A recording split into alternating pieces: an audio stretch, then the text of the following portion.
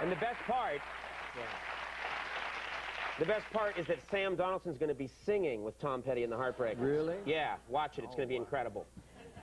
All right, my next guest started his career in the New Kids on the Block. Then he went on to act in The Sixth Sense, Band of Brothers. He's now starring in the new NBC series Boomtown. Please welcome Donnie Wahlberg.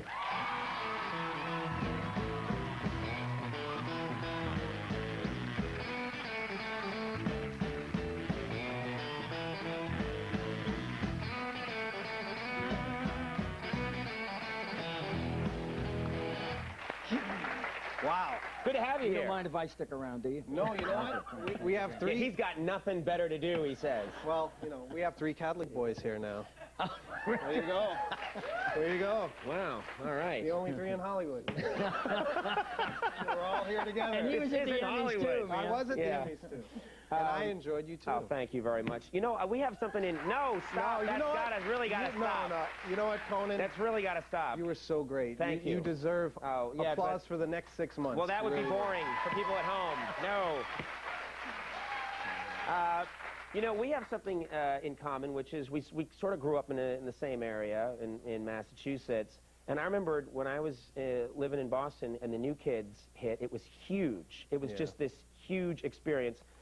And Joey from the New Kids, McIntyre, he bought a house right next to my parents' house, like a couple of streets over. Right. And I would pass it, and I would see all these girls camped outside his house. And I remember thinking, I want those girls camped out outside my house. Someday it'll happen. Yeah. It never did. That must have been intense for you, too. Is that right? Yeah. It's funny, though. It's funny that you say that, you know, because we used to get, like, flack from people who would see the girls hanging out. You know, people would drive by my house and see the girls and start screaming obscenities. You know, guys would drive by and throw eggs at Halloween. Just jealousy. And stuff. Yeah, but it's nice to know that, you know, beneath the jealousy, there are people like you who really wanted that for themselves, you know. Yeah. It's really cool. You know, this is a true story. Like, 2 Christmases ago, I came home, and my mother at one point said, there's some girls hanging outside the front of the house. And I was like, yes! This is great. I've always wanted this. So I went out, and I was like, girls, please, I need my privacy, you know. I'm a person. Leave me alone. And they said that they were on their way over to Joey's house, and that they had just stopped off for a second. That actually happened to me before. I had girls, and, you know, they were always outside my house, too. But one day I went out, and I said, hey, how you doing? And they said, hey, we just wondering how to get to Jordan's house. I was like, all right, thanks a lot. Yeah. Thank you. Did you have to say that? Right. Now, when you guys first started out, you were playing anywhere you could get an audience. You were playing prisons at one point. Is that true? We did. You know, it's one of the great myths. It's true.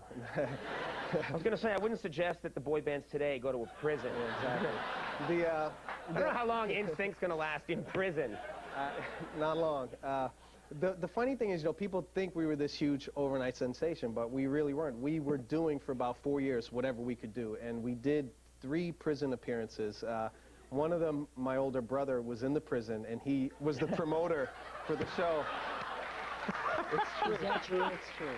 It's true. It's true. It's nice to know somebody there. You know, it was pretty remarkable. But you know, we used to be, you know, obviously we hated to get booed anywhere, but to go into a prison, I mean, God, if you fail on a prison concert, you might get raped, you might get murdered. There's no telling what could happen. So what we used to do is we would come up with strategies to win the inmates over. And what we did the first time is I smuggled in a couple of cartons of cigarettes.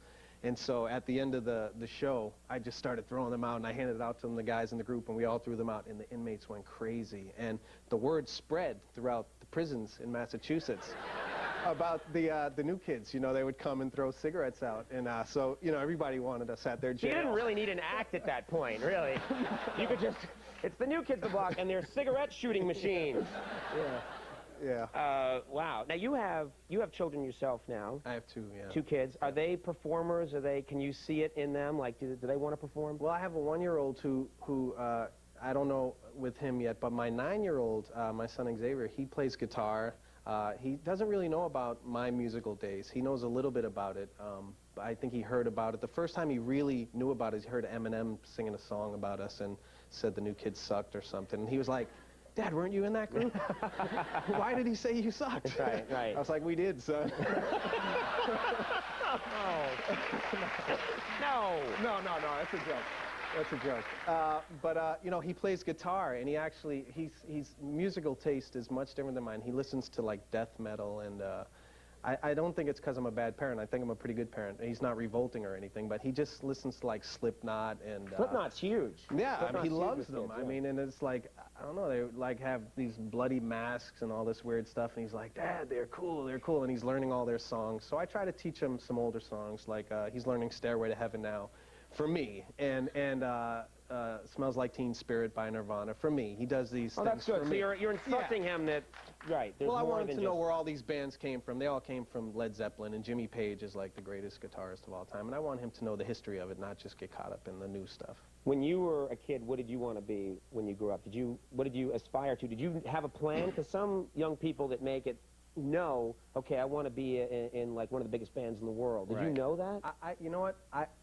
I wanted to perform. I mean, in my early days, I started doing theater in school. I started the band in my freshman year in high school, so I was always performing in one way or another. But I really could never imagine the magnitude of like the success that I would come across. I mean, my idea of success was like buying a motor scooter, like a Honda scooter, and like being able to have some nice clothes and pick up some girls and maybe get free pizza at the pizza shop down the street, and they say, hey, Donnie, good job, you know, here, have a free slice. You know, I mean, I couldn't even comprehend leaving Dorchester. I mean, I was there my whole life until the first time I went on tour. I had never even left the city of Boston, you know, so I mean, my understanding of what fame was really small. The whole time I was living in Boston, I never knew it was Dorchester. I thought it was Dorchester. It is Dorchester.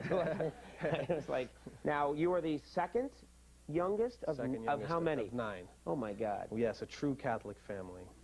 So you make I was one of 6, and now I feel like a small nuclear family of 6. Conservative, 6. Yeah. 9. 9. How did it, I mean, in our family, it was oldest beats the second, oldest Same beats thing. the third, you Same know, thing. so it all works its way down. Is that how it worked in your family? Yeah, and I know my brother Mark, he's not going to want me to say this, but it is true. The oldest would always beat up the next youngest, and Mark was the youngest, so he beat up nobody, and, you know, he's sort of got the tough guy reputation, but sorry, kid. Sorry. So even sisters were beating him up. My sister Tracy was like the toughest one. I mean, she had this kangaroo kick. When any of the brothers would fight her, she would like go back on the bed and kick. And nobody could get to her, you know? Nobody could get to her. That's like a WWF move now. It was, yeah. it was. It's called the Dorchester Kangaroo Kick. Yeah. You know, I got to mention Boomtown, I think, has had the best reviews of any of the new TV shows. You got to be excited about that. We're so excited. I mean, and just, I mean, we're blown away by the reviews. I've never experienced good reviews, at least not in my music career. And to have them for this show, which I'm so proud of and so happy to be a part of. I mean, we have a wonderful team of actors and writers, and John Avnet and Graham Yost are the executive producers. They're just phenomenal. I mean, and just, I mean, it's just, I can't even put into words how excited I am to be a part of it. Well, congratulations. Thank you deserve it. Boomtown airs Sunday nights at 10 on NBC. Donnie, thank you very much for being here. Donnie Wahlberg. We'll be right back with Good Charlotte.